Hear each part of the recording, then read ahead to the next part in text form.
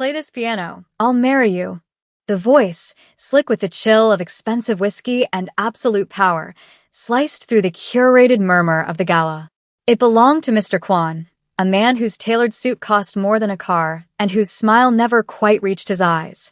He was gesturing with his glass, the amber liquid sloshing against the crystal, towards the corner of the grand ballroom. There, bathed in the buttery glow of a recessed spotlight, a young woman in a plain, gray maid's uniform was mopping the floor. Her name was Kira. She was 22, the target of his joke. 100 pairs of eyes, belonging to Seoul's elite, turned from Kwan to the girl. They were a pack, sensing the blood in the water. Laughter followed, first a tentative titter, then a confident, rolling wave of amusement. It was the sound of money laughing at poverty, the sound of status mocking service. Have you ever been the punchline?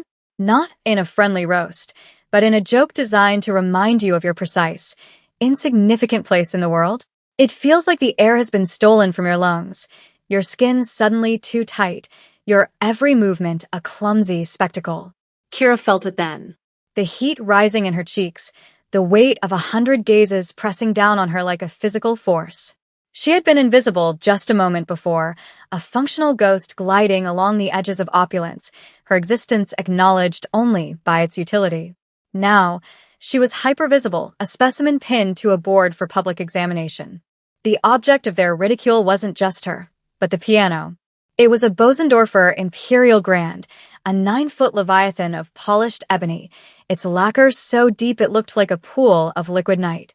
It was a concert instrument, a king sitting enthroned in Kwan's monument to himself, a piece of art worth more than the combined annual salaries of his entire household staff.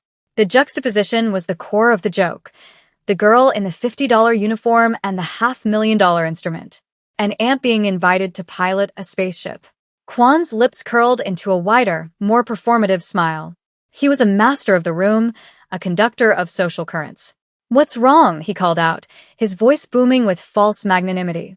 "Afraid you'll scratch it?" More laughter. Sharper this time. It was a game, and everyone understood the rules. The maid's humiliation was the price of admission. Kwan was demonstrating his power not by shouting or threatening, but by casually, cruelly, playing with a human being as if she were a toy. Kira froze, her hands tightening on the cold metal handle of the mop. The damp gray strings of the mop had dripped onto the marble, each drop a tiny, echoing tick in the sudden, expectant silence that followed the laughter. Her world, which had been a simple equation of hours worked versus bills paid, had just been shattered. She was no longer just a cleaner. She was a challenge. Adare. A public spectacle waiting to happen. Her eyes lifted from the floor, past the gleaming shoes and silk hems, and met Mr. Kwan's. His gaze was empty of everything but bored, predatory amusement. The 4:17 a.m. alarm didn't scream. It beeped, a pathetic, tired sound from a cheap plastic clock on a nightstand cluttered with pharmacy receipts and a half-empty glass of water. This was Kira's world, a cramped one-bedroom apartment 45 minutes and 2 bus transfers from Mr. Kwan's palatial estate. The air smelled of stale coffee and the vague, medicinal scent of her mother's nebulizer. A montage of her life, if one were to be filmed, would be a blur of motion under harsh fluorescent lights. 5:03 a.m. Spooning oatmeal into her mother's mouth, the older woman's hands too frail and trembling to hold the spoon herself. 5:45 a.m. The first bus, its windows fogged with the breath of the city's unseen workforce. Cleaners, cooks, security guards, all sharing the same pre-dawn quiet, the same weary slump in their shoulders. Kira would hold the worn metal pole, her gaze distant, the rhythms of the bus a familiar, lulling beat. This was the invisible transit that powered the gleaming city. Her uniform was her ticket to this world, a cloak of invisibility. In the gray polyester dress, she was not Kira, the girl who once dreamed of concert halls. She was the help, a function, not a person. People's eyes slid right over her. She was a background element, part of the scenery, as unremarkable as a light fixture or a potted plant. But around her neck, tucked beneath the modest collar of her uniform, was a small, tarnished silver locket. It was her grandmother's. It didn't hold a picture. It held a promise. Inside, folded into a tiny, fragile square, was a miniature, hand-scribed piece of sheet music. The opening bars of Chopin's Fantasie Impromptu. Her grandmother, a janitor who cleaned a music school for 50 years, had saved every penny to buy a rickety, out-of-tune upright piano. These hands, she would tell a young Kira, holding up her own, calloused and chapped from bleach and harsh soaps, they clean, so yours can create. Kira's hands were not soft. They were strong, the pads of her fingers bearing the faint, hardened ridges of a lifetime of practice. Not just on ivory keys, but on the worn-down plastic of a cheap keyboard in her room, headphones on, playing to an audience of one in the dead of night. Those hands knew sacrifice. They knew the ache of holding a job, then another, of balancing her mother's mounting medical bills, an endless, terrifying cascade of numbers, against the desperate need to keep that one sacred part of herself alive. The job at Mr. Kwan's mansion was a godsend, the pay just enough to cover the new medication her mother's doctor insisted on. It was a lifeline. So she polished floors that were already clean, dusted surfaces that held no dust, and learned the art of becoming furniture. She learned to muffle her footsteps, to avert her gaze, to make her presence as small and unobtrusive as the hum of the expensive air purifiers. The work was a means to an end. It was survival. The humiliation was an unspoken part of the job description, a tax levied on the poor for the crime of needing money. She endured it. For her mother. For the promise in the locket. Tonight was a performance. Not just for Kira, but for Mr. Kwan. He stood at the center of the room, a sun king around which all the lesser planets of Seoul's high society orbited. He wasn't just a mafia boss, a whispered title that clung to him like expensive cologne. He was a master of public relations. His cruelty was strategic, his generosity a weapon. The gala itself was a testament to his skill. The event was a fundraiser for the National Music Conservatory, a lavish display of his supposed patronage of the arts. He would make a grand, 7-figure donation later in the evening, an act that would be photographed, tweeted, and reported on, washing his reputation clean in the cleansing fire of philanthropy. Look at Mr. Kwan, the headlines would say, a pillar of the community, a lover of culture.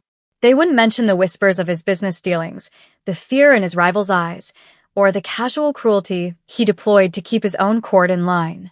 He treated attention as a currency, and tonight he was minting it. Every detail was curated for maximum effect. The champagne was Dom Perignon, the flowers flown in from Holland, the guest list a who's who of power and influence. His watch was a Patek Philippe, a subtle but clear signal of his station. When he spoke, people leaned in. When he laughed, they laughed with him. He was gravity. The incident with the maid was not an accident. It was a calculated piece of theater. It served a purpose. It reminded everyone in the room, from the sycophantic politicians to the nervous business partners who held the power. He could humiliate someone for sport, and they would not only allow it, they would applaud it. It was a demonstration of absolute social dominance. He was building an image brick by polished brick. The generous donor. The charming host. The man so secure in his position that he could afford to be playful, even if his play was someone else's pain. The optics were everything. The media was present, not just tabloid reporters but legitimate arts journalists, there to cover his grand donation. He was creating a narrative, and in his story, he was the hero. The maid was merely a prop, a footnote in the grand spectacle of his benevolence. Mrs. Park, the head housekeeper and a woman who had worked for Kwan's family for 30 years, watched from the periphery. She was a gatekeeper, a silent observer who understood the delicate ecosystem of the mansion better than anyone. She had seen countless acts of casual cruelty and performative kindness. She recognized talent, and she had seen it in Kira from the beginning, in the quiet dignity the girl carried, in the way her fingers would sometimes trace invisible scales on a dusty tabletop. Mrs. Park saw the trap for what it was, and a flicker of something, fear, anger, a desperate hope, crossed her stern, lined face. She knew Kwan was not a man to be crossed, but she also knew that some spirits could not be contained by a uniform. The trap was set. The silence in the ballroom had become a living entity, thick and suffocating. Mr. Kwan's challenge, "Play this piano, I'll marry you," hung in the air, its absurdity and cruelty echoing in the stillness.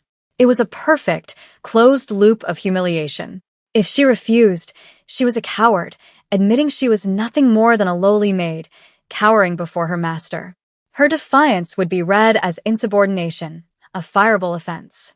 If she accepted and failed, the most likely outcome in everyone's mind, she would be a global laughingstock.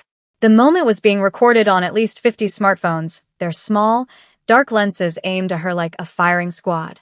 The scene was primed for viral consumption. Hapless maid humiliated by billionaire after trying to play concert piano. The algorithm was hungry, and Kwan had just served at a feast. The crowd was a character in itself, a chorus of whispers that tightened the net around Kira. She's actually considering it, a woman in a diamond necklace hissed to her companion. The audacity, poor thing, another murmured, the pity in her voice more insulting than outright scorn. He's put her in an impossible position. They were spectators at a Roman circus, thrilled by the impending slaughter. Kwan, seeing her hesitation, decided to heighten the drama. He walked slowly, deliberately, towards the Bosendorfer, his expensive leather shoes making no sound on the thick Persian rugs. He ran a hand over the piano's flawless black surface, a gesture of ownership, of possession. "It's a beautiful instrument," he said, his voice now a silken purr that carried to every corner of the room. A Bosendorfer Imperial. 9.5 feet of Austrian genius.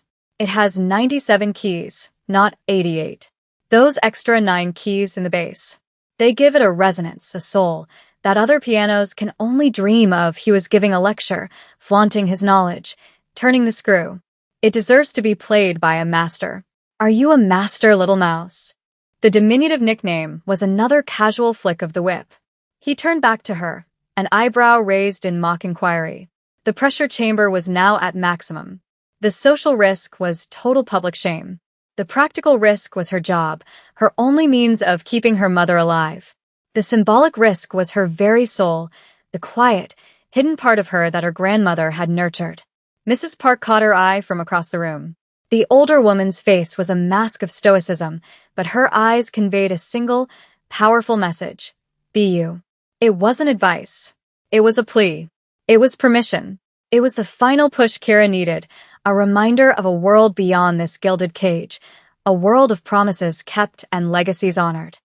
Have you ever had a moment where your entire life seems to narrow to a single point, a single decision? All your past, all your fears, all your hopes, converging on one sharp, terrifying, clarifying instant. This was that moment for Kira. The world shrank until it contained only 3 things: the suffocating weight of 100 pairs of eyes, the cold, mocking gleam of the Bosendorfer, and the steady, rhythmic pulse of her own heart. The internal calculus began, a frantic, silent accounting of losses and gains. Risk, absolute, soul-crushing humiliation in front of the world. The video would live forever online, a permanent monument to her shame. Reward. What reward?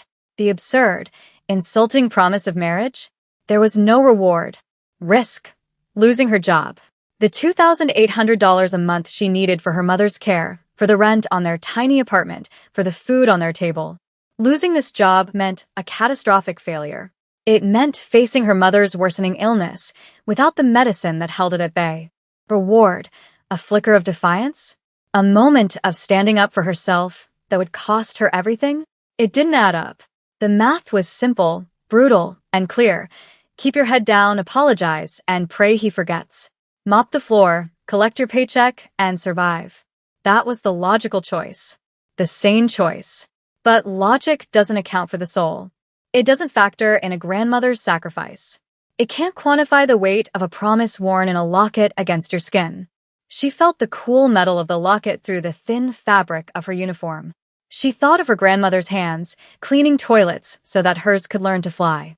She thought of the music, the secret language that had been her only true companion through years of poverty and grief. To refuse now wasn't just about avoiding humiliation. To refuse would be to agree with them. To agree that she was only a maid. That the gray uniform was her skin, not just a costume she wore for money. To agree that the music inside her was worthless because her station in life was low. It would be the ultimate betrayal of her grandmother, of herself. a slow push-in on her face. The frantic fear in her eyes began to recede, replaced by something else. A quiet fire, a controlled rage, a sudden, profound stillness. She looked at her own faint reflection in the polished marble floor, a distorted, gray shape. Then she lifted her head and looked directly at Mr. Kwan. The fear was gone. In its place was a resolve as hard and clear as diamond. She took a slow, deep breath. The cacophony of the room, the whispers, the weight of the stairs, it all faded into a distant hum. There was only the piano, waiting. It wasn't a threat anymore. It was an invitation. She let the mop handle slip from her fingers. It clattered onto the marble, the sound shockingly loud in the tense silence. She didn't flinch. With a grace that seemed utterly alien to her drab uniform, she took one step, then another. The decision was made. As she passed a stunned waiter, she spoke, her voice not loud, but clear and steady, cutting through the silence with the precision of a scalpel. "Okay," she said. Just that one word. But in it, a world of defiance. "I'll play." The walk from the edge of the room to the piano was the longest 50 feet of Kira's life. It was a gauntlet of judgment. Every eye in the room followed her, 100 tiny spotlights of contempt and disbelief. The rustle of silk, the clink of ice in a glass, the almost inaudible sigh of someone's boredom. She heard it all. Her gray polyester uniform felt like sandpaper against her skin. It was a symbol of her station, a costume for the role they had assigned her. The help, the punchline. Now, that uniform was walking toward the most sacred object in the room, an act of supreme transgression. A gasp went through the crowd as she reached the piano bench. It was a collective intake of breath, a mix of horror and morbid curiosity. This was actually happening. The maid was going to touch the Bosendorfer. She didn't hesitate. She sat. And in that simple act, the posture of the room shifted. She did not perch on the edge of the bench like an intruder. She sat with a centered, grounded posture of someone who belonged there. Her back was straight. Her shoulders, which had been slumped in the weary posture of a laborer just minutes before, were now relaxed, poised. She placed her hands in her lap, taking a moment, owning the silence. What does a miracle look like before it happens? Does it announce itself with trumpets and lightning? No. Sometimes it looks like a 22-year-old girl in a cheap uniform, sitting at a piano in a room full of people who despise her. It looks quiet. It looks unassuming. It looks like nothing at all. And then it becomes everything. Kira looked down at the keys. 97 of them. A vast, intimidating expanse of black and white. They weren't just keys. They were a language she had spoken in secret her entire life. She reached out and gently touched the cool, smooth surface of the ivory. It felt like coming home. The smell of lemon wax and old, noble wood filled her senses, cutting through the cloying cloud of expensive perfumes. She closed her eyes for a single, long second. In that darkness, she wasn't in Mr. Kwan's ballroom. She was in a small, dusty room with her grandmother, her small fingers stumbling over the keys of a second-hand upright while her grandmother hummed along, smelling of bleach and love. "Feel the music, baby," her grandmother's voice echoed in her memory. "Don't just play the notes. Tell the story." She opened her eyes. The story. That's what they were about to get. Not a little tune. Not a clumsy recital. A story. A reckoning. She flexed her fingers, the muscles and tendons in her hands awake and alive. These were not the hands of a maid. They were the hands of a virtuoso, forged in discipline and sacrifice. The crowd watched, a sea of smug, expectant faces. Kwan stood with his arms crossed, a smirk playing on his lips, ready for the inevitable, discordant plinking to begin. He was ready for his punchline. He had no idea he was about to become it. Kira lifted her hands. They hovered over the keys for a beat of pure, unadulterated silence. The entire room held its breath. The air was so still you could hear the fizz of champagne bubbles dying in 100 glasses. And then it began. It was not a tentative note. It was not the clumsy fumbling they expected. It was an explosion. A torrent of sound so complex, so powerful, so utterly masterful that it felt like a physical blow. She had chosen Liszt. Not just any Liszt. She had chosen La Campanella. The little bell, one of the most punishingly difficult pieces ever written for the piano. A piece that professional concert pianists train their entire lives to master, and many still fear. The opening, with its rapid, high-pitched repetitions, didn't sound like a bell from her fingers. It sounded like shattering glass, like 1,000 tiny hammers striking with impossible speed and precision. Her right hand became a blur, a hummingbird's wing, while her left hand leaped across the keyboard, covering massive, breathtaking intervals with an accuracy that defied belief. The sound that erupted from the Bosendorfer was not music, it was a force of nature. It was the sound of a storm breaking, of a prayer being answered, of a soul being laid bare. The extra bass keys of the Imperial Grand, the ones Kwan had so arrogantly lectured her about, now roared to life under her command, adding a resonant, terrifying depth to the piece. The music filled every inch of the cavernous room, seeming to press the air from the lungs of the stunned audience.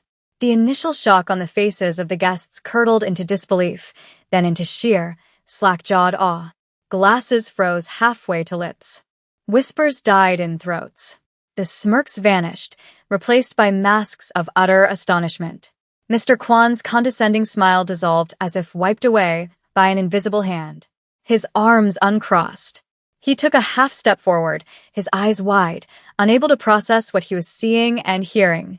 The little mouse in the gray uniform was playing with the power and fury of a vengeful god. The music was a narrative.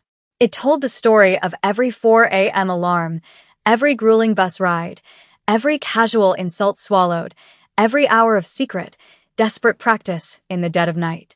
It was the sound of her grandmother's love, of a promise kept, of a genius that had been hidden, polished in darkness, waiting for its moment of blinding light. Her body was one with the instrument. She wasn't playing the piano, she was channeling something through it. The music flowed through her, a current of pure, unadulterated talent that was both terrifying and sublime. The phones were still out, but the intention had changed. They were no longer recording a joke. They were documenting a legend being born. The last chord of La Campanella hung in the air, a final, shimmering question mark that vibrated with an almost visible intensity. Then silence. A silence more profound, more absolute than any that had come before. It stretched for 1 second. 2. 3. It was a sacred, held beat where the world was recalibrating, where 100 brains were struggling to reconcile the girl in the gray dress with the monstrous, beautiful sound that had just consumed them. 4. 5. The spell broke. It wasn't applause that started it. It was a single, choked sob from the back of the room. Mrs. Park, her stern facade shattered, had her hand pressed to her mouth, tears streaming down her wrinkled cheeks. Then the applause began. It was not the polite, rhythmic clapping of a cultured audience. It was an eruption. A roar. A thunderous, visceral explosion of sound that shook the crystal chandeliers. People were leaping to their feet, their faces a mixture of shock and reverence. The sound was a tidal wave of vindication that washed over Kira. The chorus of mockery had transformed into a chorus of worship. The phones, which had been instruments of her potential humiliation, were now tools of her ascension. The hashtag they were imagining was no longer hashtag #MaidFail. It was hashtag #PianoAngel. Hashtag Kwanhu. The algorithm had flipped. The crowd, that fickle beast, had turned on its master. Their awe for the music was now mingled with a dawning, delicious contempt for the man who had so badly misjudged its source. Their applause was not just for her. It was against him. And the consequence cascade began immediately. A distinguished, silver-haired man was already pushing his way through the stunned crowd. It was Maestro Ian Richter, the celebrated conductor of the London Philharmonic, in town to consult with the conservatory. His face was pale, his eyes burning with the manic light of discovery. Incredible, he was muttering, shouldering a politician aside. Who is she? I need to know who she is. Behind him, a sharp-faced woman with a press pass that read New York Times, Arts and Culture was speaking rapidly into her phone. Kill the piece on the donation, she snapped. The story isn't the money. It's the maid. Get me everything you can on her. Now, a portly man in a tuxedo, a board member from Juilliard, looked at Kwan with unconcealed disgust before turning his attention fully to the piano, a look of pure, predatory opportunity on his face. Mr. Kwan was frozen in the center of the room. The gravity had shifted. He was no longer the sun. He was a dead planet, his orbit decayed, his light extinguished. He had built a stage to display his power, and on that stage, his maid had just become a god, leaving him a mortal, foolish man stranded in the sudden, harsh glare of her light. His trap had not only failed, it had sprung shut on him, its steel jaws clamping down on his most prized possession, his image. He was irrelevant in his own home. Kira stood up from the piano bench. Her legs felt unsteady, the adrenaline of the performance leaving her trembling. The thunderous ovation washed over her, a sound so overwhelming it felt like a physical pressure. She looked out at the sea of faces, no longer cruel and mocking, but filled with a startling, intense reverence. They were looking at her not as a function, but as a phenomenon. She saw Maestro Richter fighting his way towards her, his hand outstretched. She saw the flash of cameras, the rapt attention of people who, 10 minutes ago, wouldn't have acknowledged her existence if she had been on fire. She turned her head and saw Mr. Kwan. He looked smaller, somehow. The arrogant swagger was gone, replaced by a stunned, slack-jawed stillness. He was trying to compose his face into a smile, to reclaim the moment, to act as if this was what he had intended all along, a brilliant display of hidden talent he had cleverly unearthed. But it was a pathetic, transparent failure. The shock and humiliation were too raw, too visible in his eyes. He had been publicly neutered. In his own house, with his own prop, by his own victim. Kira's gaze swept past him, dismissing him, and found Mrs. Park.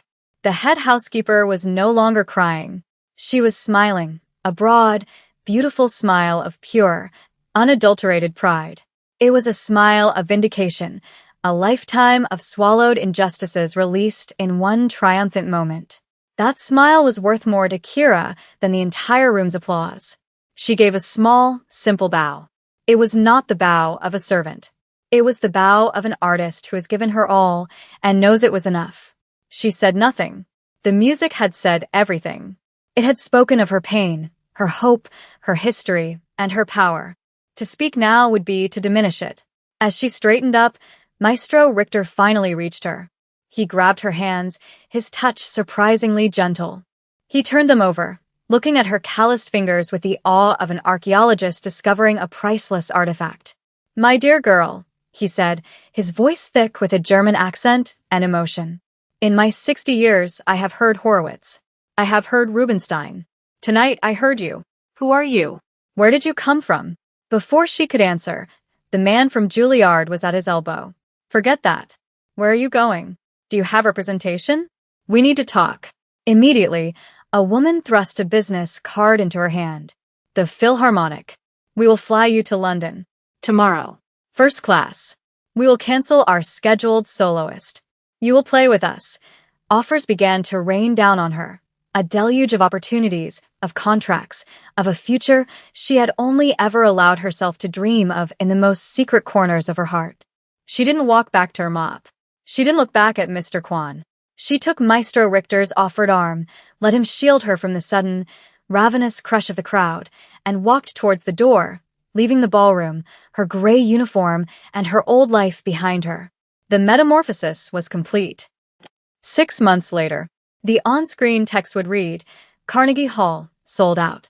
The camera pans across a sea of expectant faces, the hushed, reverent silence of an audience about to witness something legendary. Then it finds her. Kira.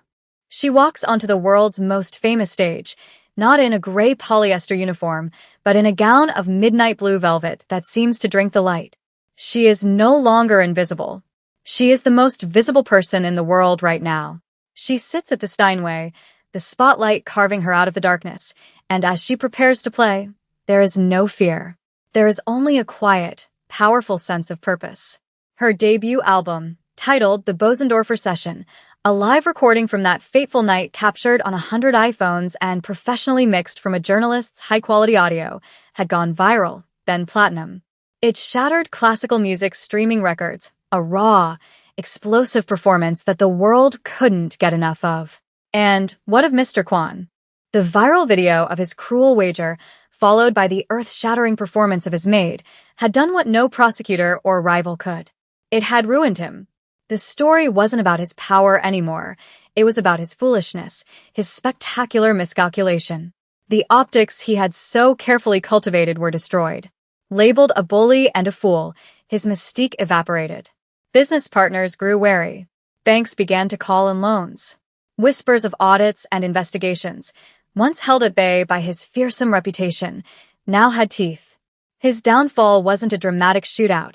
It was a quiet, relentless cascade of consequences, a slow-motion collapse triggered by a single, arrogant sentence. He had become a meme, a cautionary tale about underestimating the person mopping your floor. His empire crumbled under the weight of his own hubris. In the epilogue of his life, he was not a king, but a punchline. Back at Carnegie Hall, Kira plays. The music she coaxes from the piano is even more profound now, imbued with the confidence of her new reality, but still retaining the fire of her past. It is the sound of vindication made permanent. The final shot is a close-up on her hands, once destined for a lifetime of cleaning chemicals, now insured for $10 million. They move over the keys with a grace and power that is almost holy. She finishes and the hall erupts. She stands, bows, and her eyes find a face in the front row. Her mother, her health restored by the best medical care money could buy, weeps with joy. Beside her sits Mrs. Park, flown in as Kira's guest of honor. This is the real reward. Not the fame, not the money. The freedom, the ability to care for those she loves, the power to honor the woman who had protected her. And now, a final question for you, the viewer, sitting in the comfortable darkness. How many geniuses did you walk past today? The barista who served you coffee, the janitor cleaning your office, the delivery driver who brought your food. How many people, cloaked in the invisibility of a service uniform, are carrying a masterpiece inside them? The world is full of hidden virtuosos, silent poets, and unsung visionaries. The story of Kira is not a fairy tale. It is a challenge. Adare. Look closer. See the person, not the position. You never know when you might be in the presence of greatness, waiting for a single, impossible chance to reveal itself. Don't be a Kwan. Don't create a trap. Open a door. The most extraordinary things happen when you do.